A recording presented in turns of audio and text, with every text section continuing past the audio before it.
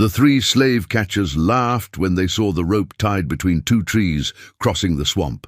"Look at this," mocked Thomas Caldwell, leader of the most feared patrol in Beaufort County, South Carolina. "Some slave thinks a rope's gonna stop us." His companions, James Whitley and Robert Klein, guffawed as they pushed their horses forward, trampling the childish rope blocking the path. It was their last laugh. The rope wasn't a barrier, it was a trigger.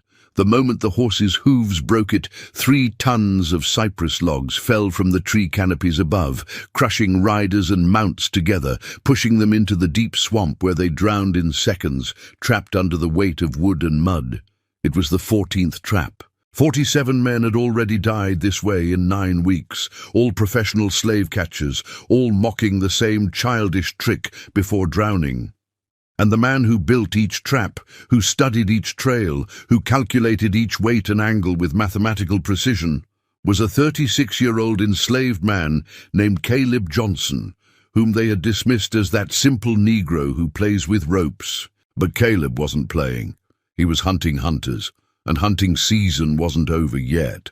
But to understand how Caleb Johnson became the most lethal trapmaker in South Carolina history, we must return to the spring of 1849, 3 years before the drownings began, to a plantation called Riverside in Beaufort County, deep in the heart of the Low Country. Beaufort County in 1849 was a landscape of contradictions. The land itself was breathtakingly beautiful, endless stretches of marshland where spartina grass swayed golden in the wind, ancient live oaks draped with Spanish moss, winding tidal creeks that changed direction twice daily with the Atlantic's pull. But beneath this natural splendor lay one of the most brutal concentrations of human bondage in the entire South. The Sea Islands and surrounding low country held more enslaved people per square mile than almost anywhere else in America. Rice plantations dominated the economy, and rice cultivation required backbreaking labor in fetid swamps where malaria and yellow fever killed as efficiently as any overseer's whip. Riverside plantations sprawled across 2,300 acres of prime rice-growing land. Master Jonathan Whitfield owned 187 enslaved people, making him one of the wealthier planters in the district. The plantation produced an average of 300,000 pounds of rice annually, sold primarily through Charleston's bustling port 30 miles north. Cotton prices were climbing as King Cotton tightened its grip on the southern economy. But in the Low Country, rice remained supreme. The crop demanded intimate knowledge of tidal patterns, intricate systems of dikes and floodgates, and enslaved workers who could labor waist-deep in swamp water for 12 hours straight. The social hierarchy at Riverside reflected the typical plantation structure of the era.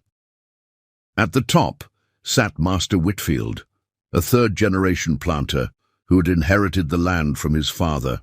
Below him, his wife, Mistress Catherine Whitfield, managed the household slaves with an iron fist wrapped in lace gloves. The overseer, Marcus Drummond, was a 42-year-old Scotsman who had worked his way up from poverty and saw enslaved people as livestock to be maximized for profit. 3 drivers, enslaved men promoted to supervisory positions, enforced Drummond's orders in the fields. The enslaved population divided into clear castes: house slaves, skilled laborers like blacksmiths and carpenters, field hands, and at the bottom, the trash gang of children and elderly too weak for prime labor. Caleb Johnson occupied an unusual position in this hierarchy. Born on the plantation in 1813, he was neither field hand nor house slave, but something else entirely. His mother, Dinah, had been a skilled weaver brought from the Senegambia region of West Africa.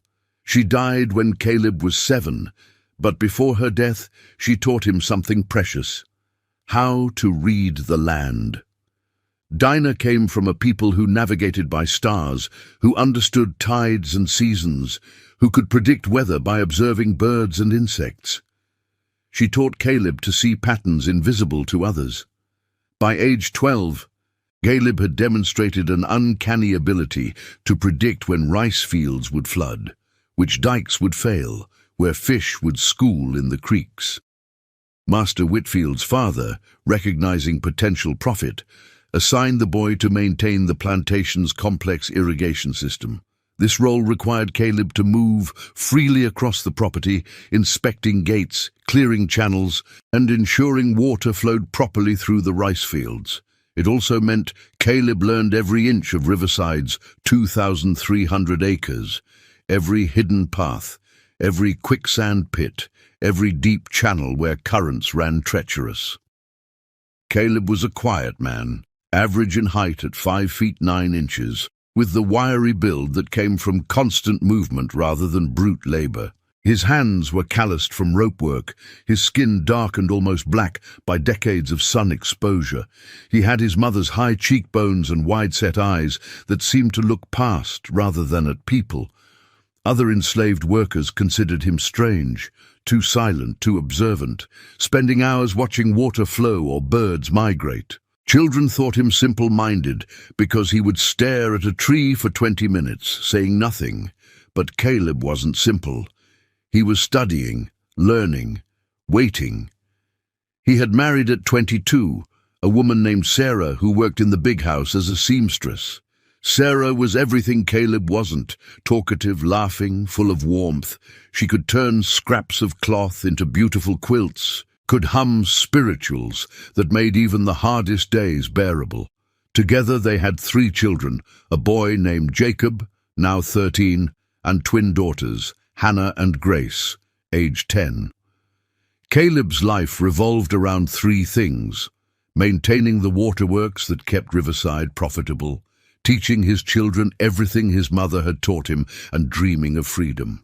He never spoke of escape. The Low Country was virtually impossible to flee, surrounded by water and swamp, patrolled by professional slave catchers who knew the terrain intimately, cut off from the north by hundreds of miles of hostile territory. The Underground Railroad rarely reached this far south. Most enslaved people who ran from the Sea Islands either drowned in the attempt or were caught within days, then subjected to punishments so severe they served as warnings to everyone else. But Caleb watched, and planned, and waited for something he couldn't yet name. Master Jonathan Whitfield was 53 years old in the spring of 1849, a tall man running to fat, with thinning grey hair and a florid complexion that spoke of too much bourbon and too little exercise. He fancied himself a gentleman planter in the old tradition, cultured, paternalistic, a benevolent master to his people. He read agricultural journals, attended Episcopal services every Sunday, and belonged to the local militia company.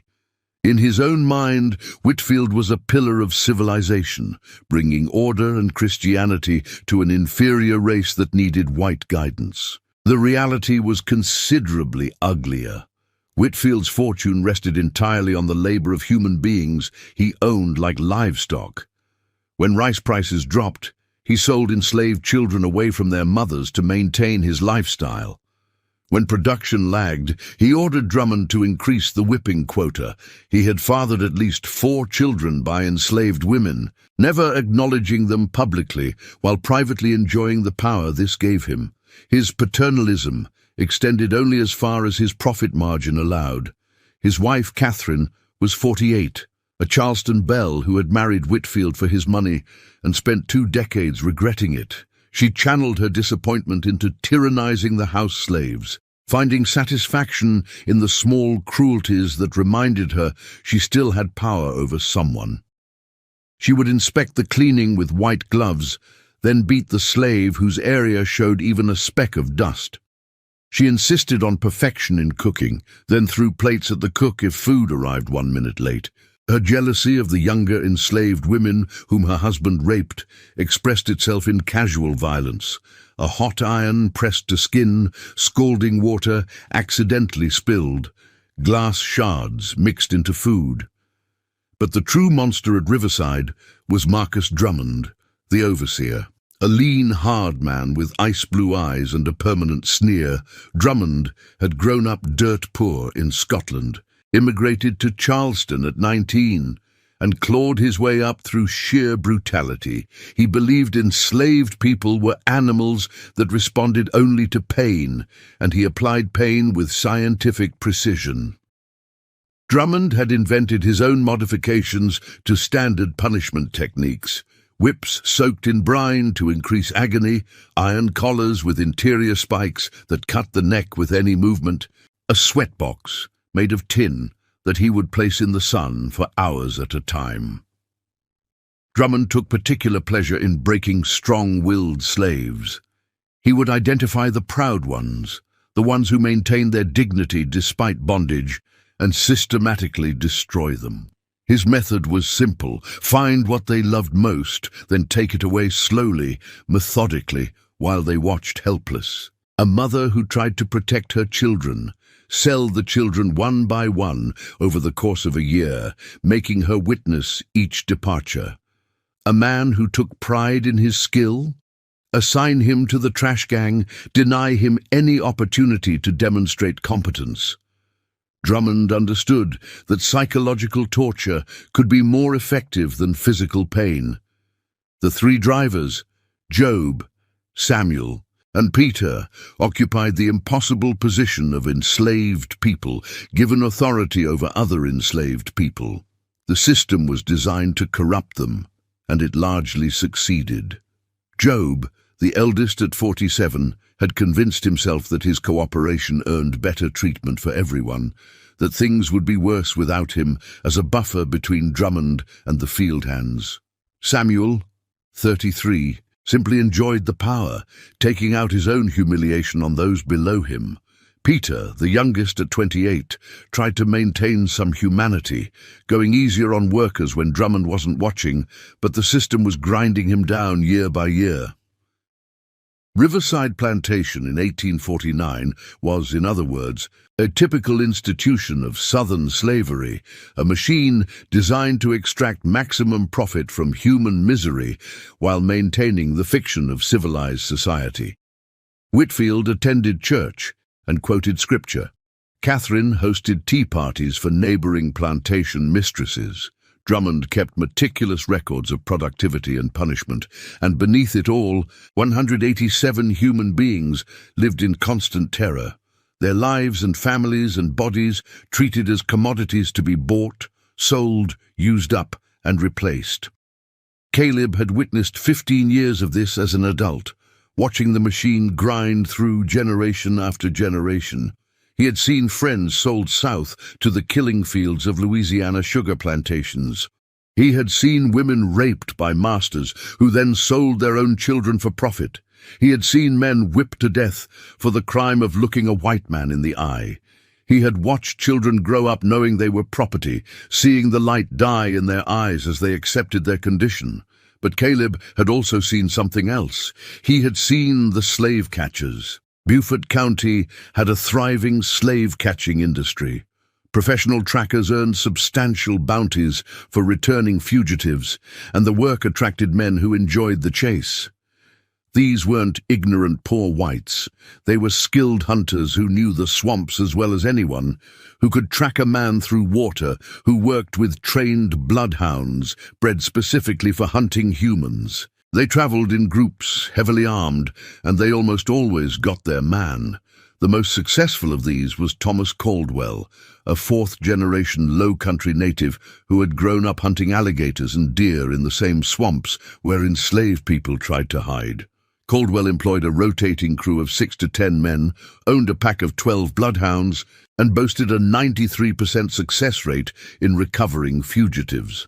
He was 38 years old, unmarried, and made an excellent living from human misery.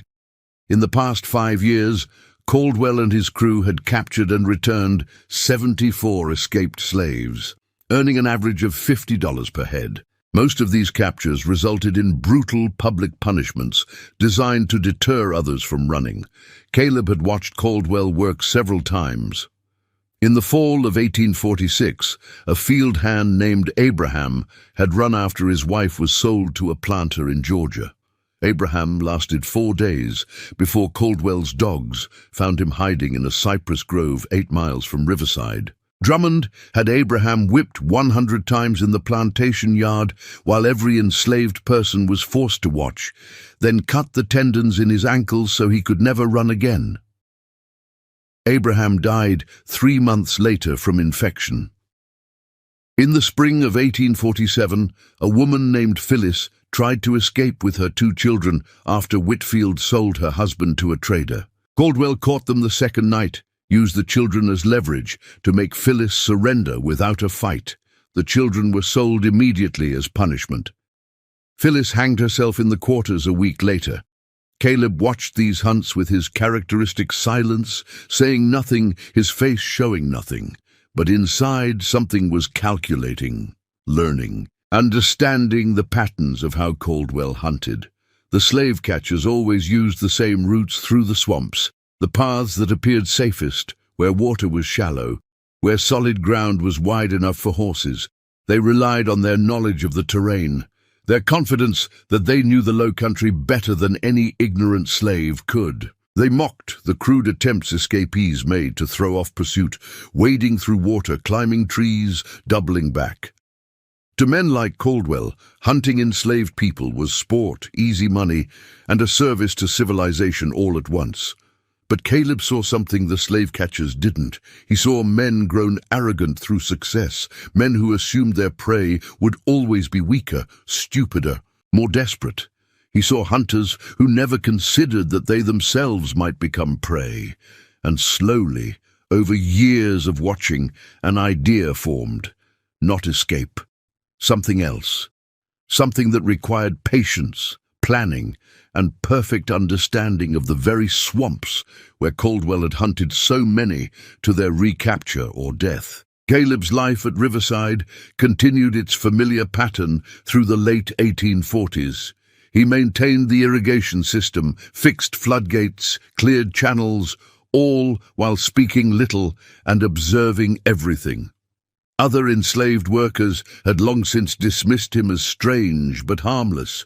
Master Whitfield considered him a valuable asset precisely because he was so quiet and predictable, never causing trouble, always exactly where he was supposed to be.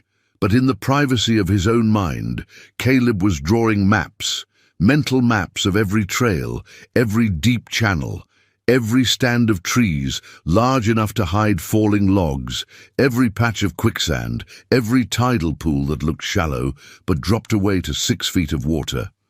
He catalogued cypress trees thick enough to support weight, recorded which paths flooded during spring tides, noted where bloodhounds lost scent at creek crossings. His children were growing. Jacob at 13 was being eyed for field work, his childhood ending as the plantation's needs required stronger backs. Hannah and Grace helped their mother with sewing now, their small fingers valuable for delicate work. Caleb watched them and felt the familiar, helpless rage that every enslaved parent knew, the knowledge that he couldn't protect them, that their futures were determined by people who saw them as property worth only what their labor could produce. Sarah noticed the change in her husband, though she couldn't name exactly what had shifted. Caleb had always been quiet, but lately his silences seemed deeper, more purposeful. Sometimes she would catch him staring at nothing, his eyes focused on something invisible, his hands unconsciously mimicking motions, tying knots, measuring distances, calculating angles. When she asked him about it, he would smile gently and say he was just tired. He was lying. Caleb was designing death traps. The spring of 1852 brought the catalyst that transformed Caleb's careful observations into action. Master Whitfield's finances had worsened, rice prices were down, expenses were up, and his gambling debts in Charleston had reached the point where creditors were demanding payment. The solution, as always, meant selling enslaved people to raise quick cash. On April 20th, 1852, a slave trader named Edmund Garrison arrived at Riverside with a coffle chain, iron collars connected by lengths of chain designed to march multiple people together to market. Whitfield had arranged to sell 12 slaves, carefully selected to maximize profit. Young, healthy, with enough skill to command good prices, but not so valuable that losing them would cripple plantation operations. One of the 12 was Jacob, Caleb's 13-year-old son. The news spread through the quarters like wildfire. Sarah collapsed when she heard, her wails echoing across the slave cabins. Hannah and Grace clung to their mother, not fully understanding but terrified by her terror. And Caleb, when Job the driver delivered the news, simply nodded once and went back to work. He showed no emotion, said nothing, asked for nothing, just returned to inspecting a floodgate near the south field as if his son's impending sale meant nothing at all. But that night, after Sarah had finally cried herself into exhausted sleep, after the children had been comforted as much as possible, Caleb sat outside their cabin and looked at the stars his mother had taught him to read. His face was completely still, his breathing regular, his body relaxed.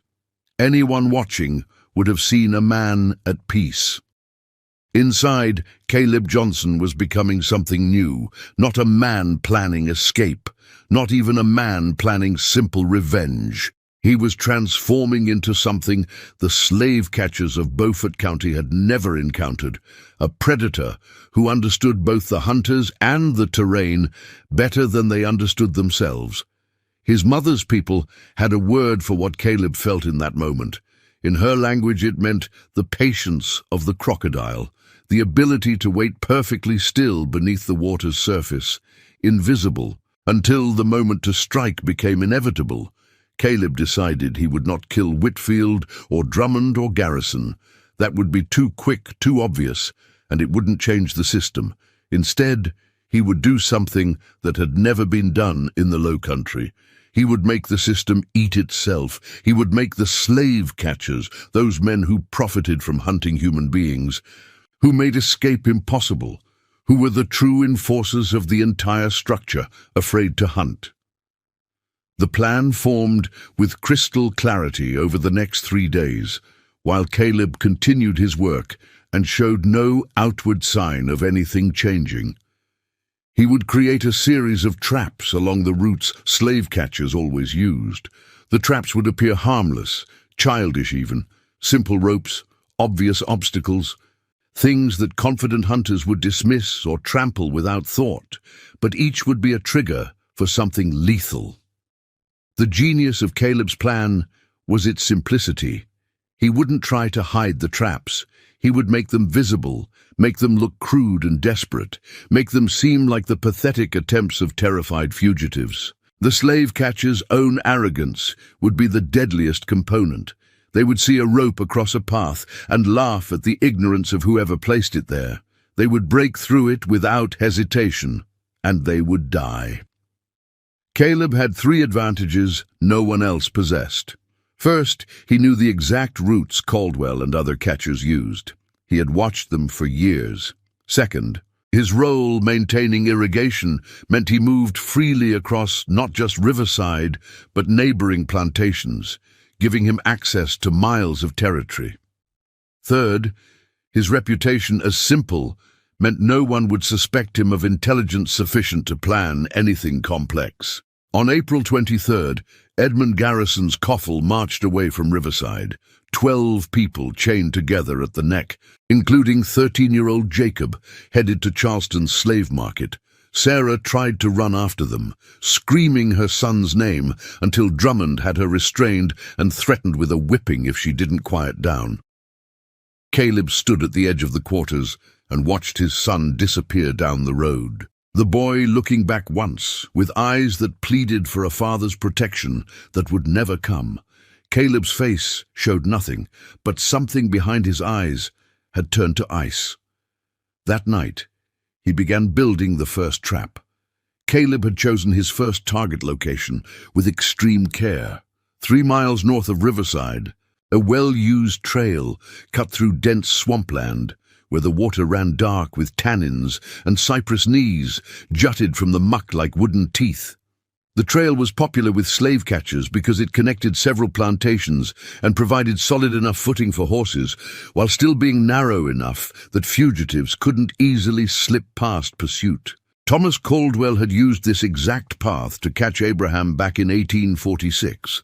The plan for Trap 1 was elegant in its simplicity. Caleb identified two massive cypress trees standing 40 feet apart with the trail running between them. Both trees were old-growth specimens, their trunks 6 feet in diameter, their canopies spreading like green umbrellas overhead. Between them, the trail crossed a section where solid ground was only about 8 feet wide, with deep water on either side. Over the course of 3 nights, working in absolute darkness, moving with the silence his mother had taught him was sacred, Caleb constructed his masterpiece. First, he selected and felled 3 cypress logs from dead trees deeper in the swamp, each log 12 feet long and weighing roughly 1,000 pounds. He stripped them of branches, shaped their ends, and dragged them one by one to his target trees. The work was brutal, accomplished entirely alone, since bringing accomplices would mean sharing knowledge that could be tortured out of them later, using techniques his mother had taught him about leverage and counterweight, techniques passed down from African engineering traditions that white people dismissed as primitive. Caleb rigged a system of vines and rope in the tree canopies. The 3 logs were hauled up and positioned horizontally across the trail, held in place 60 feet above the ground by carefully balanced tension. The key was the release mechanism, a single rope stretched across the trail at chest height, tied to both trees, but running up through a series of vine loops to the weight-bearing system above. From ground level, anyone approaching would see only the rope barrier. It looked like exactly what Caldwell would expect from a desperate fugitive. A crude attempt to slow pursuit, maybe by a few minutes. The kind of obstacle a mounted rider would simply crash through without breaking stride. But the rope wasn't meant to stop anyone. It was designed to break under minimal pressure, specifically the pressure of a horse trampling it. And the moment it broke, the tension holding 3 tons of cypress logs, 60 feet overhead, would release simultaneously. Caleb tested the mechanism twice, using weighted bags to simulate a horse breaking the trigger rope. Both times, the logs fell with devastating speed, crashing to earth with impact that would crush anything underneath. He reset the trap each time, adjusting the balance until it was perfect. The final touch was what Caleb called the drowning ground. Immediately beneath where the logs would fall, he spent 2 nights subtly deepening the water on both sides of the trail, digging out muck to create pools 6 feet deep. When the logs fell and crushed riders into these pools, the weight of the timber would hold victims underwater. Even if the initial impact didn't kill them, drowning would finish the work. On the morning of May 1st, 1852, Caleb finished his preparations. The trap was set. The logs hung invisible in the canopy, balanced perfectly, waiting. The trigger rope stretched across the trail, looking exactly like the desperate work of someone who didn't understand how to actually stop pursuers. Now all Caleb needed was bait. He waited 4 days. On May 5th, a field hand from the neighboring Thornton plantation named Moses made a run for it after being threatened with sale. Moses was 41, strong but not young, and he had virtually no chance of reaching freedom. But like so many before him, desperation overrode logic. He ran just before dawn, heading north into the swamps, hoping somehow to evade the inevitable pursuit. By noon, Thomas Caldwell and his crew had been alerted and hired. Caldwell brought 3 men with him that day: James Whitley, his most experienced tracker, Robert Klein, a local hunter who supplemented his income with slave catching, and a younger man named David Foster, who was learning the trade. They had 6 bloodhounds and the absolute confidence of men who had never failed at this work. Caleb, working on a floodgate repair 2 miles away, heard the dogs baying as the hunt began. He calculated trajectories and timing in his head. Moses had maybe a 3-hour lead. Caldwell would track him efficiently, pushing hard, because capturing fugitives quickly was part of his reputation. The route Moses would most likely take, running from fear rather than strategy, would lead him straight toward the trapped trail. Everything depended on Caldwell following his usual patterns. Caleb returned to Riverside at the normal time, showed no unusual interest in the hunt, ate his evening meal with Sarah and the girls. Hannah asked why Jacob hadn't come home yet. Sarah's eyes filled with tears, but she said nothing. Caleb told his daughters their brother had gone to live somewhere else for a while, that they would see him again someday. The lie tasted like ash in his mouth. That night, lying awake while Sarah finally slept, Caleb listened to the distant sounds of the hunt, barking dogs, shouted commands, the splash of horses moving through water. The sounds were heading north, toward the trail, toward the rope. He waited. The moon was just past full, providing enough light to see by. Caleb estimated Caldwell would reach the trap trail around midnight if the hunt followed typical patterns. He closed his eyes and imagined the moment, the confident riders approaching, seeing the rope, laughing at its futility, spurring their horses forward without hesitation. Somewhere around midnight, the night swallowed all sound. The dogs stopped baying. The shouts ceased. For perhaps 10 minutes, absolute silence pressed down on the swamp. Then screaming began. Human screaming. Not the baying of dogs, but high-pitched shrieks of terror and agony that cut through the darkness like knives. The screams lasted perhaps 30 seconds before choking off into wet silence. Caleb allowed himself the smallest of smiles. The crocodile had struck. He slept peacefully for the first time since his son was sold. The discovery of Thomas Caldwell's body, along with those of James Whitley and Robert Klein, came at dawn on May 6th, when David Foster, who had been 50 yards behind the others when the logs fell, stumbled into Beaufort, babbling and incoherent. He had spent the night alone in the swamp, terrified to approach the trap site in darkness, finally working up courage at first light to see what had happened. What he found was carnage. 3 men crushed beneath cypress logs in a pool of blood-darkened water. The horses were dead too, necks broken by the impact. All 3 riders had drowned, even if the initial crushing hadn't killed them immediately. The weight of the logs held them under water, faces pressed into muck and blood. The rope trigger was still visible, broken ends lying on either side of the trail. Sheriff William Harrison arrived with a dozen armed men by mid-morning. What they saw defied explanation. The engineering required to position those logs overhead, the precise balance needed, the understanding of leverage and counterweight. It all seemed impossible for someone with no education, no tools beyond what could be improvised from nature. Harrison's first thought was that a group of fugitives had worked together, maybe with the help of abolitionists from the north. No single slave could have built this, he insisted. The sophistication was too high. Moses, the original fugitive, was found hiding 3 miles away and captured easily with Caldwell's dogs. He swore he knew nothing about any trap, had never seen the trail before, didn't even know Caldwell had been killed until the sheriff told him. Under torture, 100 lashes and thumbscrews, Moses maintained his ignorance. Harrison believed him. The man was clearly too simple to have built something so complex. Word of the trap spread through Beaufort County like wildfire. Thomas Caldwell had been the best slave catcher in the region, and he'd been killed by an invisible mechanism that used his own momentum against him.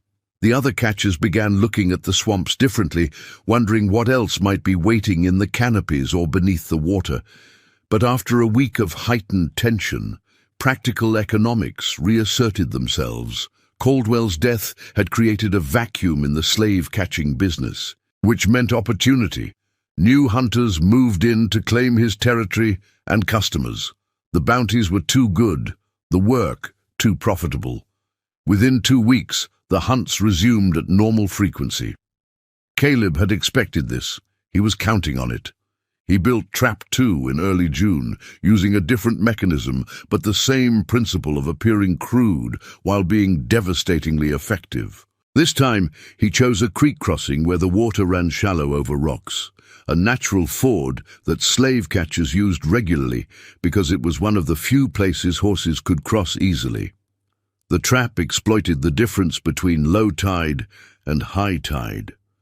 At low tide, the ford was barely ankle deep, perfectly safe. But Caleb understood the tidal schedule with precision his mother had taught him to calculate by watching the moon and feeling pressure changes in the air. He positioned sharpened cypress stakes just beneath the waterline at the ford, angled upward at 45 degrees and hardened in fire until they could pierce leather and flesh. During low tide, they were exposed and obvious. But at high tide, the water rose 18 inches, completely concealing them while still appearing shallow enough to cross. The key was timing. Caleb calculated that any hunt beginning at dawn would reach this ford around 8 in the morning, which would be exactly the height of high tide for the next 3 weeks. The stakes would be invisible, but the water would look no deeper than usual. Just another safe crossing. On June 13th, a young woman named Betsy ran from the Fairfield plantation after being raped repeatedly by the overseer. She was 23, pregnant from the rapes, and had finally snapped when the overseer announced he would sell the baby as soon as it was born. She ran, knowing she had no chance, running because remaining was unbearable. The slave catchers, a 4-man crew led by a hunter named Marcus Webb, who was trying to establish himself in Caldwell's former territory, picked up her trail before noon. They pursued with the confidence of men who did this work every day, who saw fugitive slaves as easy money, who had never once failed to return with their quarry. Betsy reached the ford at 8:23 in the morning, right on schedule with Caleb's calculations. The water looked shallow. She waded across easily, the stakes still submerged, but not yet at their highest point with the tide still rising. The hunters reached the ford 17 minutes later. 4 men on horseback, moving at a trot, eager to close the distance. The water looked safe. They had crossed this exact ford dozens of times. Marcus Webb's horse hit the first stake through its chest. The animal screamed and reared, throwing Webb forward into 3 more stakes that impaled him through the stomach and thigh. The second rider's horse was pierced through the neck, collapsing sideways and crushing its rider's leg against the rocks. The third and fourth men saw the carnage and tried to pull their horses back, but momentum and the ford's rocky bottom made stopping impossible. Both horses were wounded, one fatally, and both riders were thrown. Marcus Webb lived for 6 hours, screaming until his voice gave out, impaled on stakes he couldn't pull himself off of without tearing his intestines out further. The second rider drowned when his crushed leg trapped him face down in water that wouldn't have covered his head if he could have stood. The other 2 survived, but were wounded badly enough that their slave-catching careers ended that day. Betsy was never found. Whether she drowned trying to cross deeper water elsewhere, died of exposure in the swamps, or somehow found her way to the Underground Railroad remained unknown, but her flight had cost the slave catchers 4 men and 6 horses. Sheriff Harrison returned to the scene with a much larger posse this time. The pattern was becoming clear. Elaborately designed traps positioned along commonly used routes. Traps that looked like crude attempts at obstacles but concealed sophisticated death mechanisms. Someone was waging war on slave catchers specifically. Harrison increased patrols, offered rewards for information, and personally interrogated enslaved people from 6 plantations near the trap sites. No one knew anything. The traps appeared with no witnesses, no warnings, no accomplices who could be tortured into confession. The cruel irony was that the very system of terror that kept enslaved people compliant now worked against discovering the trapmaker. Everyone was so isolated, so afraid to trust anyone else, so conditioned to keep their heads down and reveal nothing, that even if someone had seen Caleb working at night, they would never have reported it. The walls of silent slavery created couldn't be breached even when white people wanted them broken. But the trap maker couldn't be one person, Harrison insisted. The amount of labor, the engineering knowledge, the coordination required, it had to be a conspiracy, probably with outside help. He was wrong. It was one man, a simple man who played with ropes. A man whose son had been sold away and whose wife wept herself to sleep each night. A man who had spent his entire life learning to be invisible while seeing everything. Caleb built Trap 3 in late June. This time he used fire. He chose a narrow trail through dense palmetto undergrowth where the vegetation grew thick on both sides, creating a natural tunnel. The path was popular with catchers because it was the only route through that section that didn't require dismounting. Over the course of 4 nights, Caleb carefully coated the palmetto fronds with rendered pig fat and pine resin, creating a combustible corridor 50 yards long. The coating was invisible unless you looked closely, and no one looked closely at random underbrush. At the trail's far end, he rigged another rope trigger, but this one was different. It released a suspended bundle of burning pitch that would ignite the moment someone broke through it. The concept was simple. Riders would enter the corridor seeing what looked like another crude rope obstacle. They would break through it without hesitation. The trigger would release fire from above and behind them, instantly igniting the fat and resin-coated vegetation on both sides. The corridor would become an inferno in seconds, with flames blocking retreat and pursuing anyone trying to escape forward. On July 2nd, twin brothers named Samuel and Joseph ran from the Richmond plantation after their mother was whipped to death for breaking a dish. They were both 16, both field hands, both knowing they would be killed for running, but no longer caring.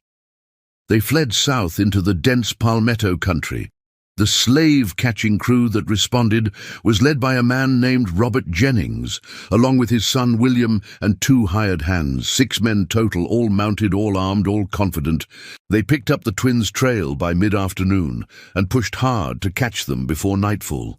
The twins reached the palmetto corridor at dusk, saw the rope, considered trying to go around it, but heard dogs baying close behind. In desperation, they broke through the rope and kept running. Nothing happened. The trigger failed. Caleb's burning pitch bundle had been extinguished by an afternoon rainstorm he hadn't anticipated. The twins made it through safely. The trap had failed, but Caleb had built a backup into the design. The trigger mechanism was dual purpose. If the burning pitch had been wet and failed to ignite, the breaking of the rope still released a second payload. A massive net weighted with rocks that dropped from the canopy onto anyone coming through the corridor. The hunting party crashed through 40 minutes after the twins, right as full darkness was falling. The net caught all 6 riders simultaneously, the weight of the rocks dragging them from their horses into a tangled mass. While they struggled to free themselves, cursing and cutting at the rope, Caleb emerged from the underbrush. This was the first time he had directly confronted his victims. Up until now, he had remained completely removed, letting his traps work autonomously. But this time, the trap had failed its primary purpose, and improvisation was necessary. Caleb carried a torch in one hand and a long wooden pole in the other. The men saw him approach, saw the torch, and suddenly understood. The corridor hadn't been designed to burn on trigger. It had been designed to burn on command after victims were immobilized. "Please," Robert Jennings began. "Please, we're just—" Caleb touched his torch to the nearest resin-coated palmetto. The fire spread with terrifying speed, racing along both sides of the corridor in a wave of orange flame that illuminated faces twisted in horror. The men screamed and thrashed, trying to free themselves from the net, but the rope was thick and the rocks were heavy and the fire was so fast. Caleb watched for exactly 30 seconds, long enough to be certain. Then he turned and melted back into the darkness, leaving 6 men to burn alive in a trap they had dismissed as crude and simple. The smoke could be seen from miles away. By the time help arrived, There was nothing left but charred bones tangled in rope, and 6 horses that had fled in terror. The twins were never seen again, presumed drowned or dead from exposure in the deep swamps beyond. The burning of 6 slave catchers marked a turning point. This wasn't the work of random traps anymore. Someone had been present, had watched, had deliberately lit the fire while men begged for mercy. This was personal. This was murder, not mechanical accident. Sheriff Harrison called an emergency meeting of every planter in Beaufort County. The slave-catching business was collapsing. No one wanted the work anymore, not when the swamps had turned into death zones. Fugitives were escaping at unprecedented rates because there was no one willing to pursue them. The economic impact was severe. Enslaved people represented the largest capital investment most planters owned. If they couldn't be recovered when they ran, the entire system's financial stability was threatened. Insurance rates on slave property quadrupled. Some smaller planters began selling out and moving north, unwilling to accept the risk. Meanwhile, whispers spread through the slave quarters of every plantation in the Low Country. Someone was fighting back. Someone was killing the catchers. No one knew who. But the possibility that resistance was achievable, that the hunters could become hunted, was a spark landing in dry tinder. Master Whitfield grew increasingly paranoid. He ordered additional security measures, locked quarters at night, random searches for weapons or tools, brutal punishment for any slave caught more than 100 yards from their work area without explicit permission. Drummond enthusiastically enforced these new rules, finding excuses to whip 3 or 4 people daily. Caleb continued his work maintaining the irrigation system, speaking little, showing no reaction to the heightened security. He was stopped and searched 4 times by Drummond personally, but all they ever found were the tools of his trade: rope, wooden stakes, simple implements for managing water gates. No one thought to wonder why a man who maintained floodgates would need 50 feet of rope on him at all times. No one connected the quiet, simple Negro who fixed water problems with the sophisticated death traps killing slave catchers miles away. Caleb built Trap 4 in late July. This one used the swamp's own geography as a weapon. He identified a section of trail that ran along the edge of a deep sinkhole, the kind of geological formation common in the Low Country where limestone beneath the surface eroded away, creating sudden drop-offs hidden beneath shallow water and vegetation. The particular sinkhole Caleb chose was 18 feet deep and roughly circular, 30 feet in diameter. Its edges were disguised by a thick growth of duckweed and water plants that made it look like solid marsh ground. Caleb spent 2 weeks carefully weakening the vegetation mat on the side nearest the trail, removing enough root structure that it would collapse under the weight of a horse, but still look solid enough to walk on. He created a false trail that appeared to be a shortcut around a patch of thick undergrowth, leading directly over the weakened vegetation. On August 9th, a family of 5 tried to escape together from the Oakmont plantation: a father, mother, and 3 children aged 6 to 12. They had learned they were all being sold to different buyers and would be separated permanently. They ran knowing it was hopeless, run as a family one last time. The slave-catching crew had grown smaller and more expensive. Only 3 men responded to the bounty call, and they demanded double the normal fee up front.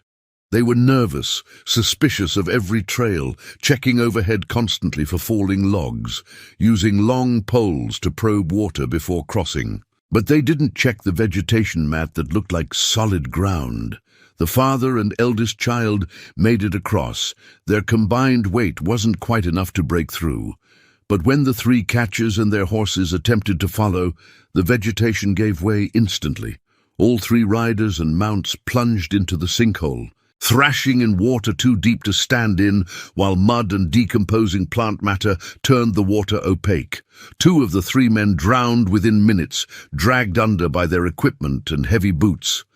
The 3rd managed to stay afloat for nearly an hour, screaming for help that never came.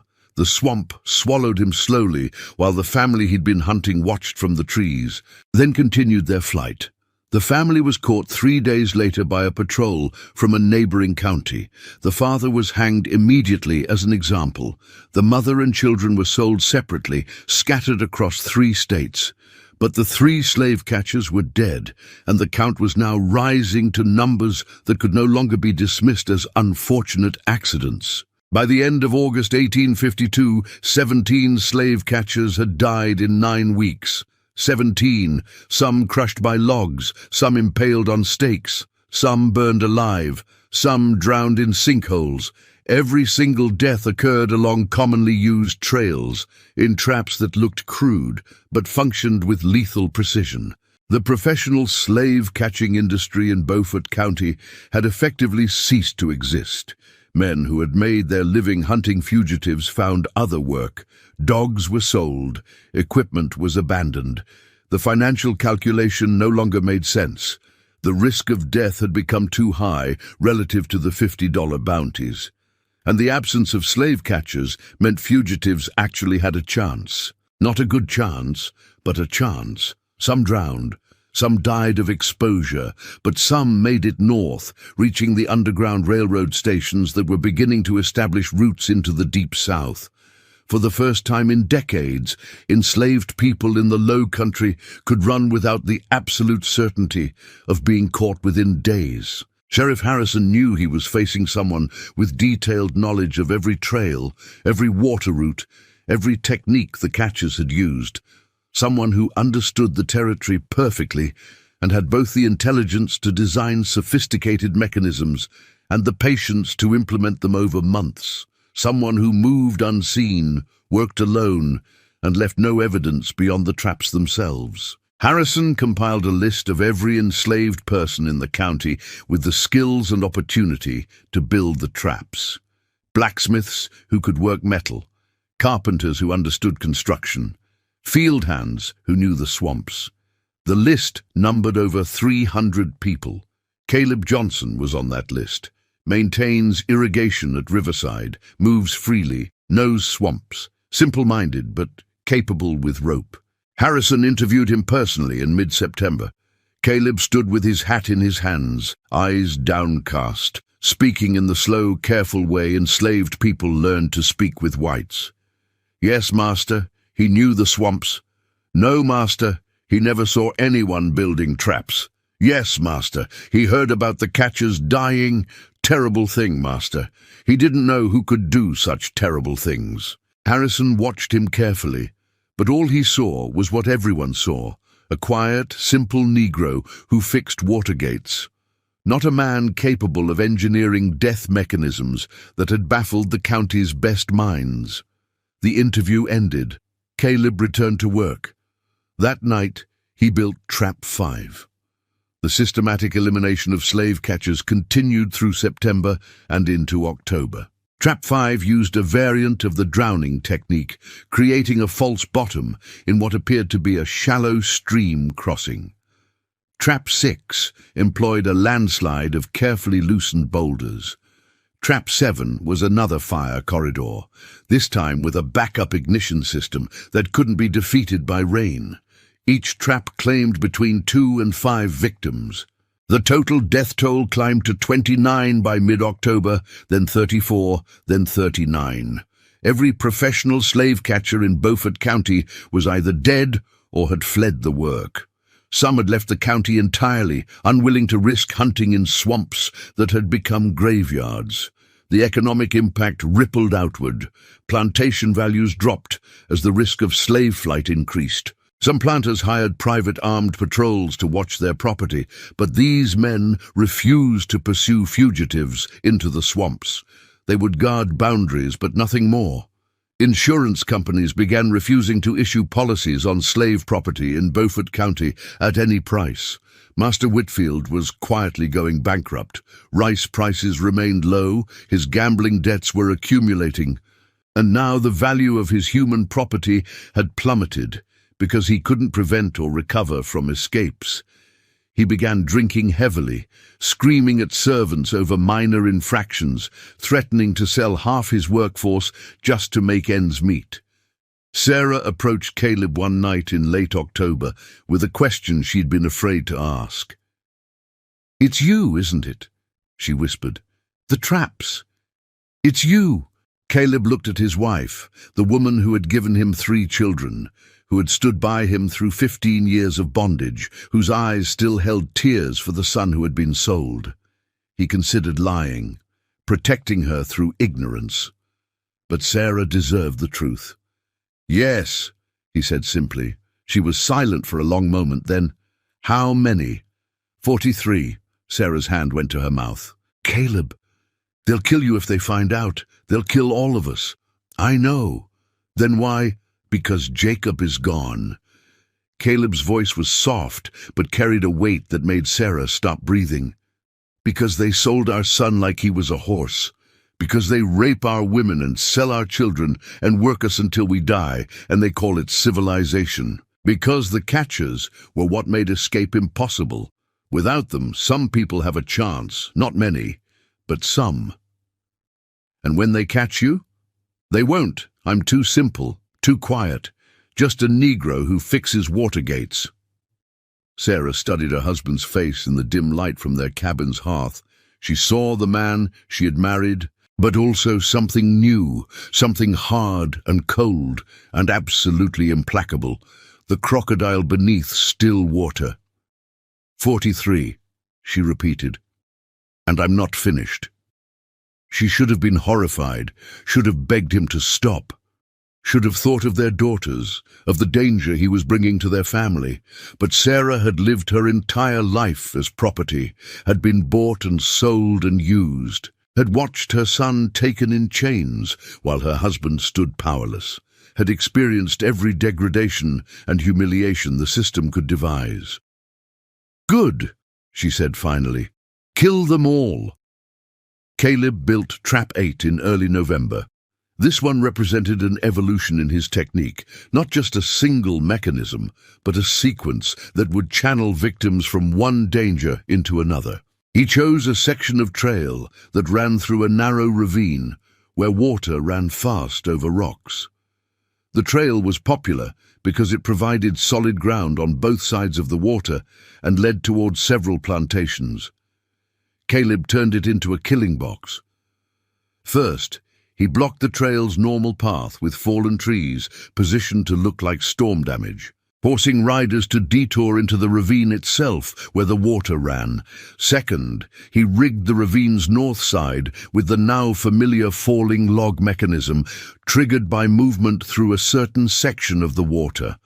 Third, and this was new, he poisoned the water downstream with crushed oleander seeds, enough to sicken horses that drank after being ridden hard in pursuit. The trap was designed to force victims into one of 3 fates: take the normal trail and hit the tree blockage, forcing a detour into the ravine and trigger the falling logs.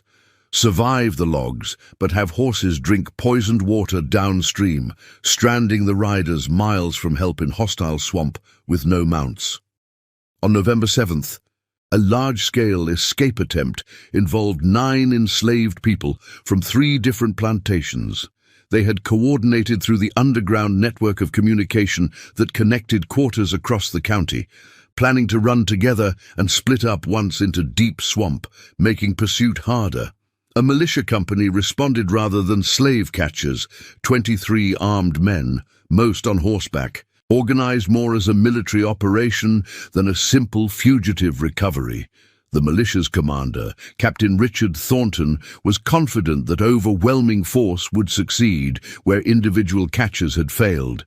They hit the tree blockage at mid-morning, found the trail blocked, and made the logical choice to detour into the ravine. 17 riders entered the water in a strung-out column. The lead riders cleared the trigger point safely, but the middle of the column, a dense cluster of 8 men, hit the trigger zone simultaneously. 3 tons of cypress logs fell from both sides of the ravine, catching 8 riders in a vise of falling timber. The impact killed 4 instantly. 2 more died trapped underwater as the logs pinned them like the first trap had done months ago. The remaining 2 survived, but were crippled. One with a crushed pelvis, the other with a shattered spine that would leave him paralyzed. The 7 riders who had crossed safely immediately retreated, wanting nothing more to do with swamps that killed with such precision.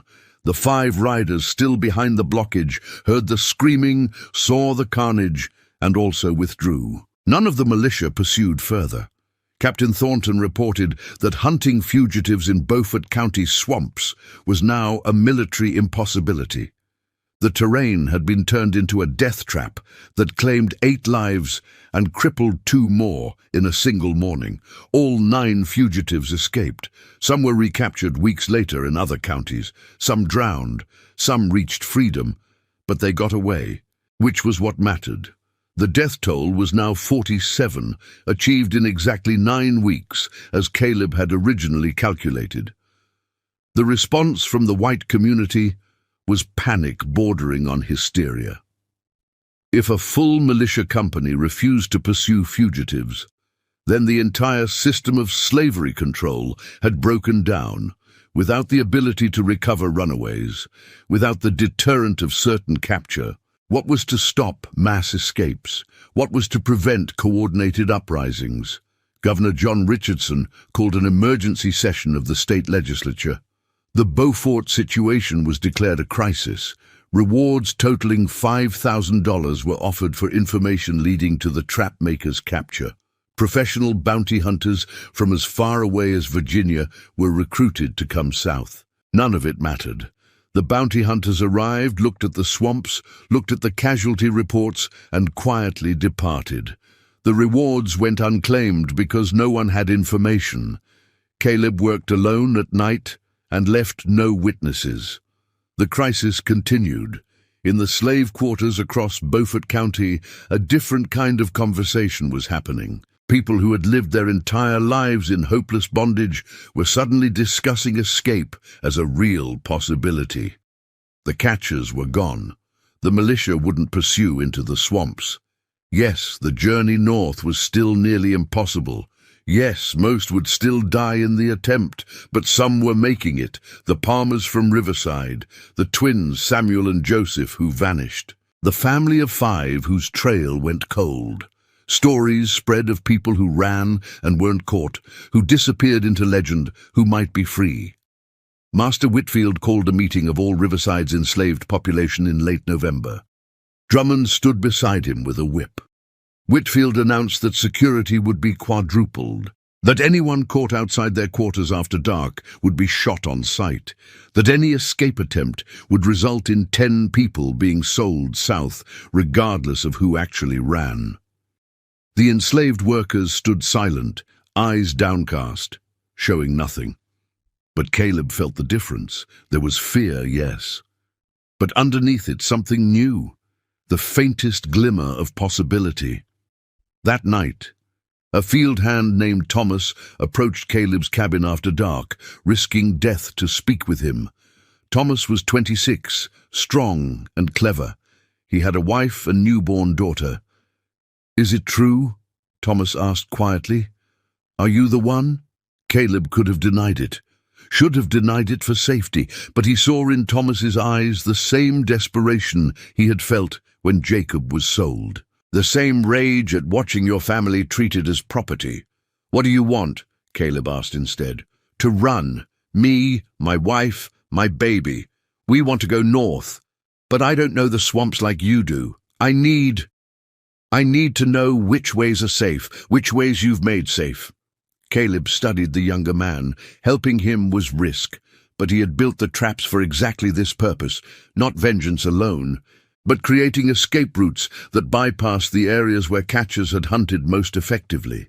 He gave Thomas detailed instructions, which trails to avoid, which creeks to follow, where to find food and water, how to read the stars his mother had taught him to see. Thomas listened with absolute concentration, committing every detail to memory. "Thank you," Thomas said finally. "My daughter's name is Hope. First time we chose a name ourselves, not what Master chose. We named her Hope because of you, because of what you've done." "I haven't done it for gratitude," Caleb said. "I know, you did it for your son, but it helped all of us anyway." 3 nights later, Thomas and his family ran. They followed Caleb's route exactly, avoiding the dangerous areas, using the trails that led away from the death traps and toward the underground railroad stations that were beginning to reach into South Carolina. They made it. 2 months later, word filtered back through the network that Thomas and his family had reached Philadelphia, had found work, had started a new life in freedom. Their daughter Hope would grow up free. It was the first time Caleb allowed himself to feel something besides cold calculation since Jacob had been sold. Not quite joy, but a sense that the 47 deaths had purchased something beyond mere revenge. By December 1852, the system of slavery in Beaufort County had fundamentally changed. Planters could no longer rely on fugitive recovery. Some began treating enslaved people marginally better. Afraid that brutality would provoke flight they couldn't prevent, some sold out entirely and moved to other regions. Some doubled down on security, creating fortress plantations where enslaved people were locked in at night and guarded constantly. Master Whitfield chose the fortress approach. Riverside became a prison camp with armed patrols, locked quarters, and brutal punishment for any infraction. It made the enslaved population more desperate, not more compliant. 3 more people ran in early December. None were caught. Caleb continued his work, maintained his quiet demeanor, spoke little. The traps remained in place, though he built no new ones. 47 dead in 9 weeks had achieved his objective. The professional slave-catching industry was broken. Building more would be excess, would risk drawing attention he had so far avoided. But the mechanisms remained, waiting in the swamps like patient crocodiles. Christmas of 1852 brought an unexpected development.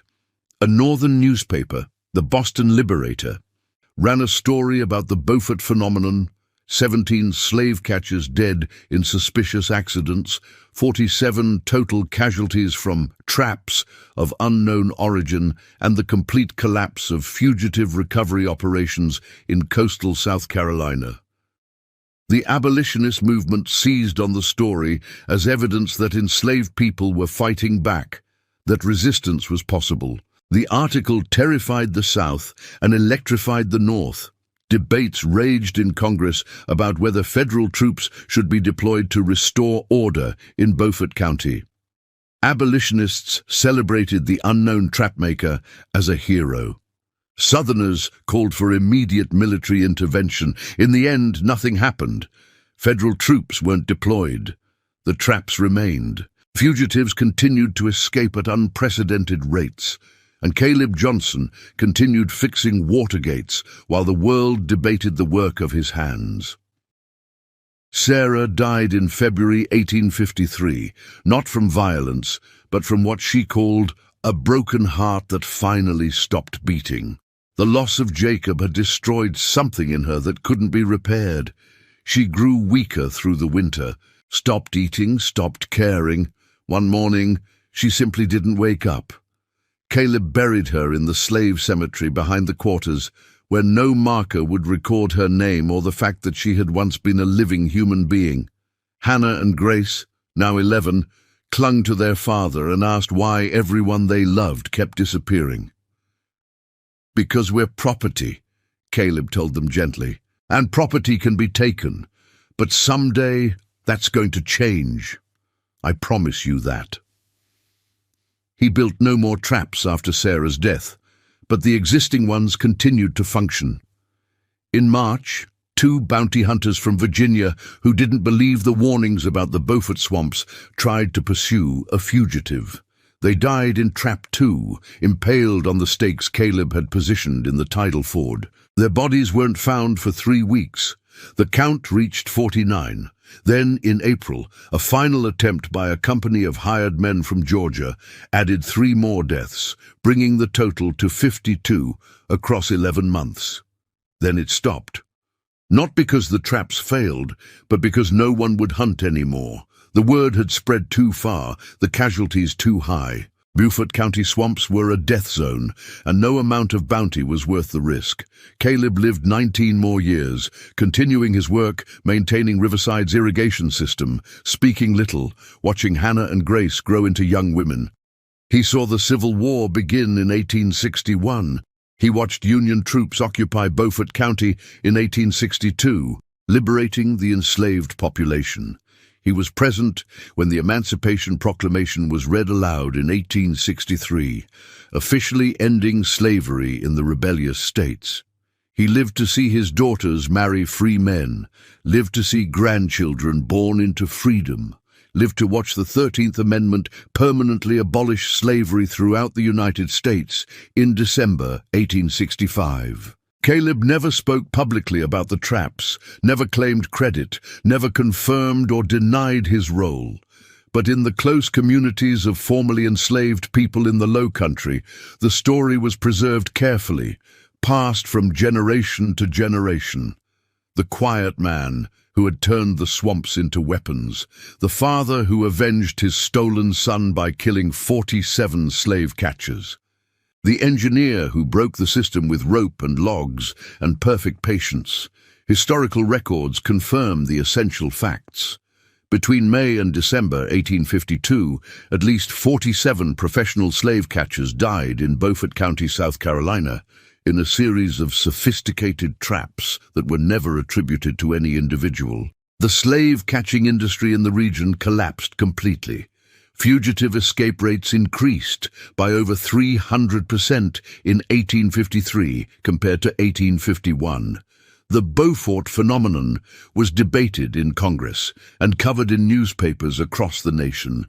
No one was ever charged or convicted in connection with the deaths. The trap's designer remained officially unknown. Caleb Johnson died peacefully in his sleep on June 3, 1871, at age 58. Surrounded by his daughters and grandchildren.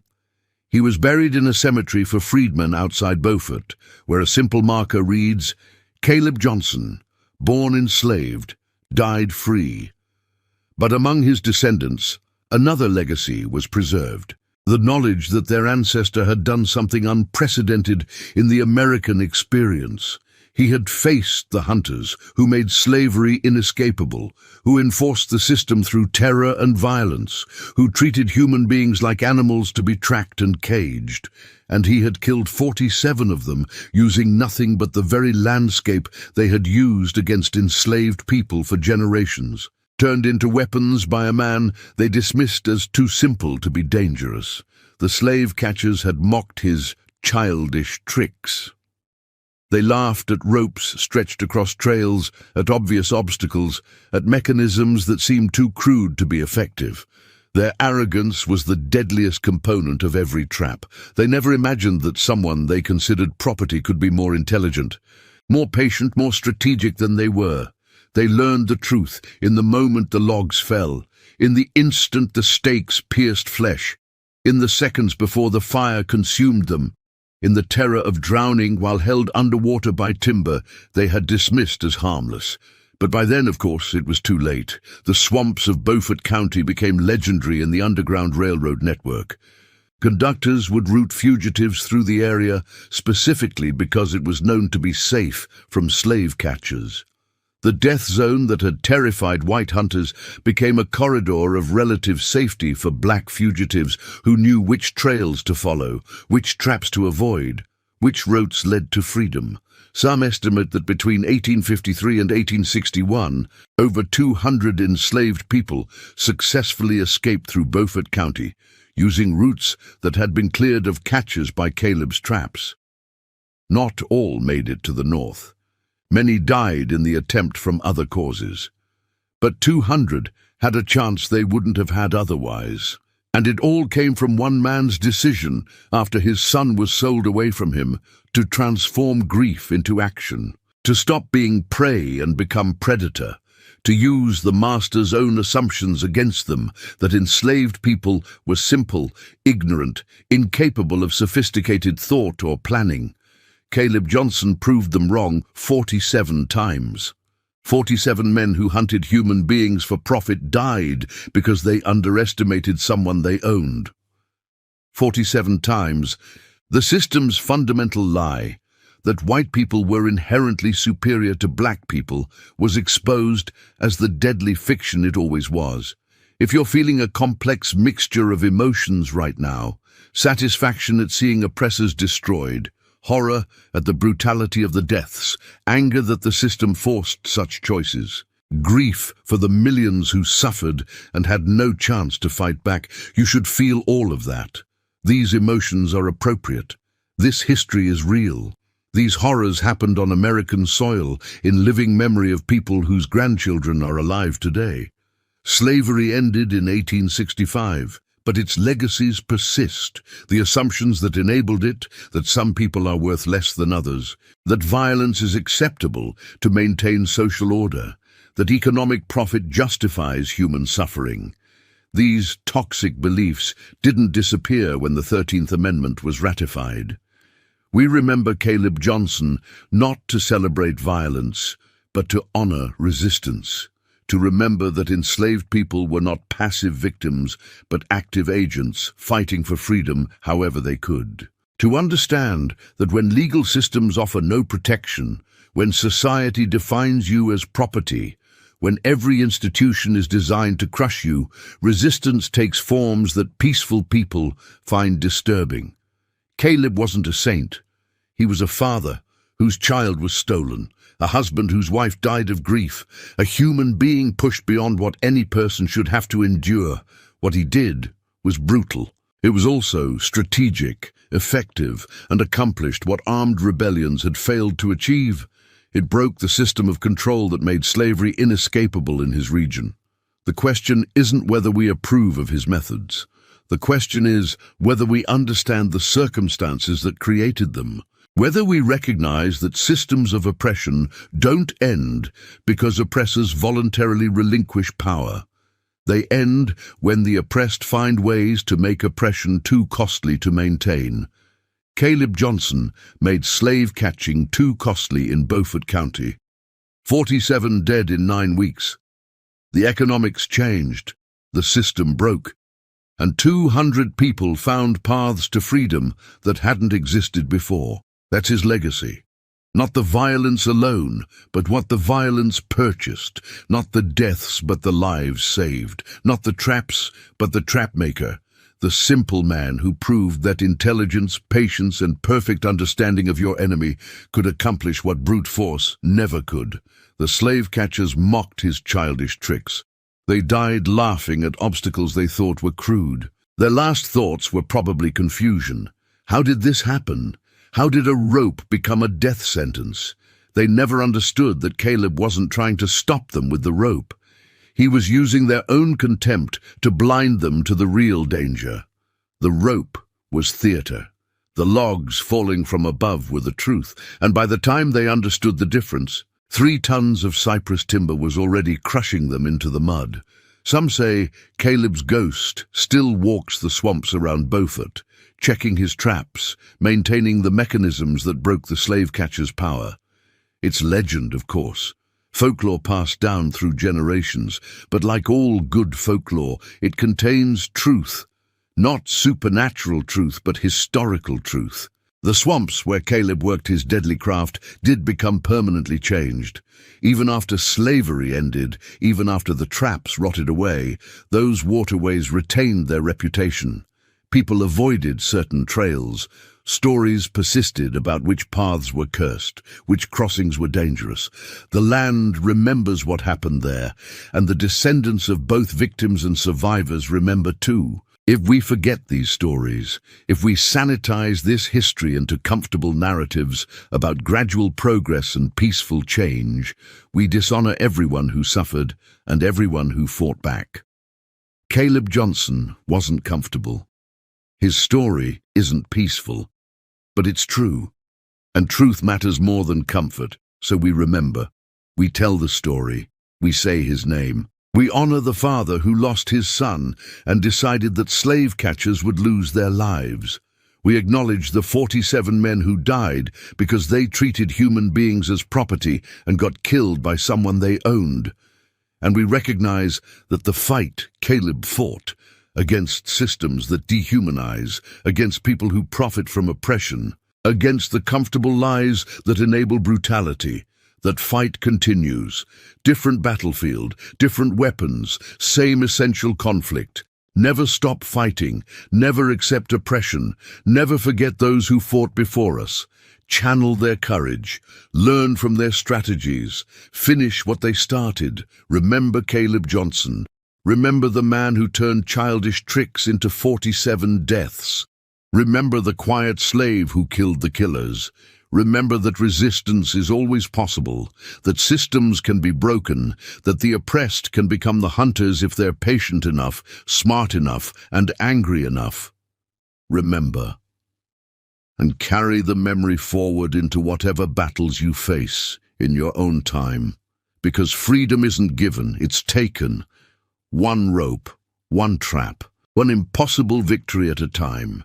Before we go, I want to give a special thank you to our Gold Club member, Terry Bailey, for making this content possible.